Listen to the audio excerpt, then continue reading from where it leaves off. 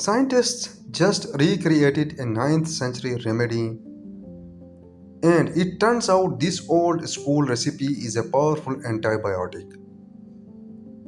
In a modern lab, researchers from the University of Nottingham mixed up a batch of garlic, onion or leek, wine, and cow bile, known as Bald's eye salve. They found that none of the ingredients were very effective on their own, but the fermented mixture, which was left to sit in a brass vessel for 9 days, showed some pretty remarkable antibacterial properties.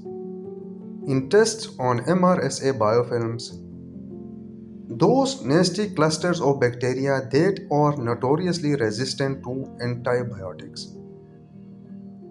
The solve killed off about 99.9% of them, and in infected tissue in mice, it achieved a kill rate of up to 90%, which is better than some antibiotics we use today. The researchers think that the effectiveness comes from the synergy between the ingredients rather than any one of the component. And that means that this ancient recipe may have some real value in our fight against superbugs.